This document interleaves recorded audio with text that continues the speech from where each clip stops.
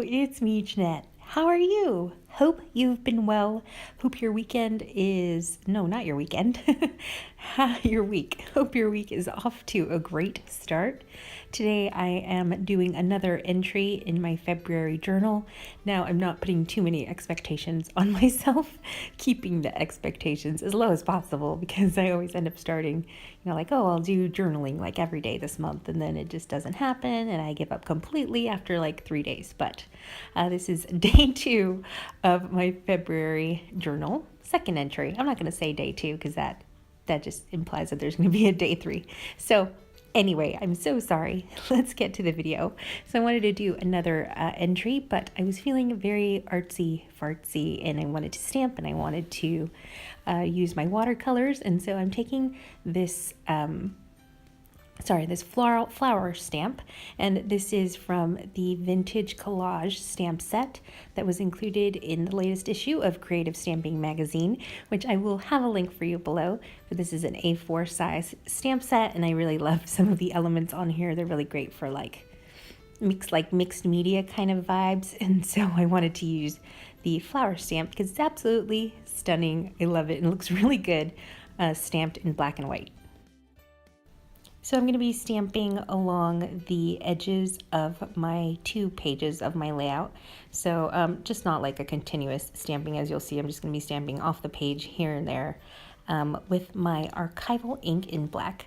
And since I am using watercolors, I'm going to be using watercolors, then I wanted to make sure that my ink did not smear.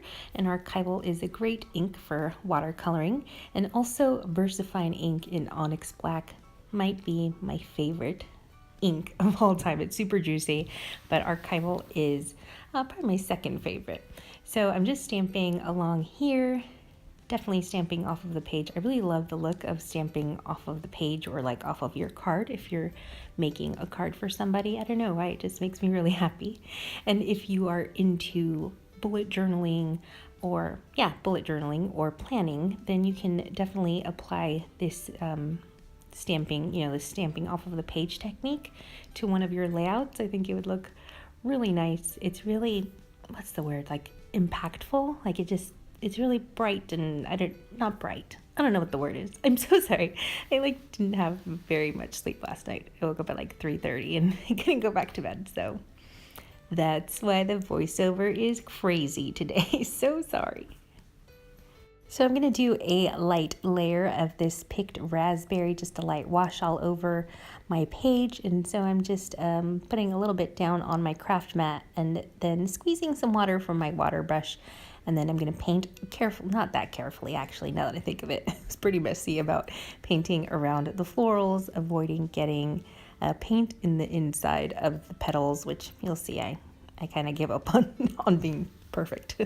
But anywho, if you've never tried watercoloring or anything like painterly things, then I do recommend you try it. It's amazing. It's really a lot easier than you would think. You could just get just one of those Prang watercolor palettes that are 99 cents at Target, and get a water brush and just start painting. And then after you get more comfortable with the amount of water that is coming out of your brush and all that, then you can graduate to better watercolor paints. I don't know, I just really recommend watercoloring. It was super intimidating when I first started, but it's one of my favorite things to do. I don't do anything too elaborate or fancy, honestly, but it's always fun to incorporate some color into card making or journaling. And so anyway, just a really fun technique that I recommend you try. So now I'm going to put some fired brick on the opposite page, and then I wanted to kind of blend the 2 colors together. So picked raspberry and fired brick, I wanted to blend them together where they met. I don't know, I was a little bit ambitious, I think, but it turned out better than I expected. So yeah, sometimes blending distress inks can be a little bit tricky, especially when you're watercoloring. It's one of those things that I'm constantly trying to get better at ink blending, especially with distress oxides or distress inks. I don't know if you've ever tried that. I would love to know what your thoughts are on distress inks or distress oxides if you use them in your crafting. Also, I was trying to be really careful and not get too heavy-handed with the water and the watercoloring because I didn't know how these inserts, how this paper would take the watercolor and the water, but it did pretty well. So I was really happy with that. And once it's dried, once my paint dried, then what I was doing is I grabbed another stamp from that Vintage Collage stamp set. It has this like scripty writing. I'm not sure what it says. It's kind of like blurry, or maybe it's a mystery. I should ask the designers that designed it if it's like a poem or something. But anywho, I'm doing some second generation stamping, and what that is if you, so first I'm inking up my stamp bright, but it's going to be too dark and dramatic, and I wanted to kind of gray it out. So what I'm doing is stamping first onto a piece of scrap paper, and then stamping my page, but not inking up my stamp. So this gives me a kind of like a faded kind of stamped look. I didn't want it to be so black because I really wanted my florals to stand out even more. Next, I'm outlining my pages with a black ink pen, and then I'm going to grab my Tim Holtz phrase stickers, which I am running out of, and I'm really sad. So I have the, you know, like the page that if you have this phrase sticker book, I'll have it linked for you below in case you want to check it out.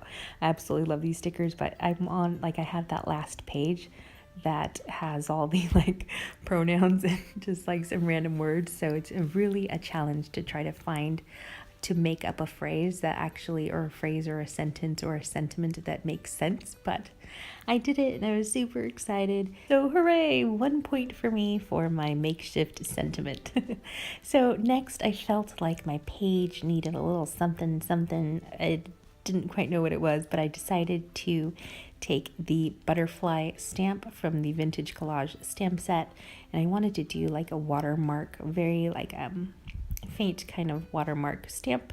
And I thought about using just embossing ink to really get like a true watermark stamped image, but I opted for my umbrella pigment ink in white, and I'm just going to be stamping. This is what it looks like when I stamped just a piece of like hot pink cardstock, but sorry.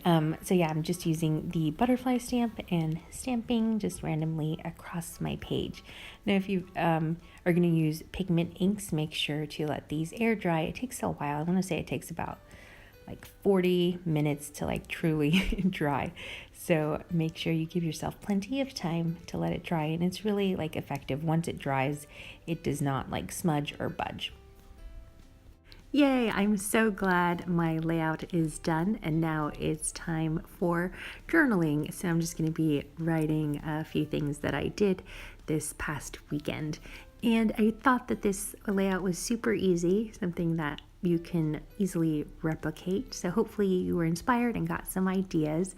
The journaling that I'm going to do, I did like a time lapse again, just so you can see my awful writing. Most of what I was writing was like, gosh, I really hate my writing. It's the worst. Why is it the worst? Anyway, I hope that you enjoyed this tutorial. Thank you so much for watching and sticking around till the very end. If you would like to follow more of my crafty projects, then please subscribe to my channel, or you can also find me on Instagram at Janette Lane Blog. Thank you again for watching, and I'll see you in a video real soon. Bye!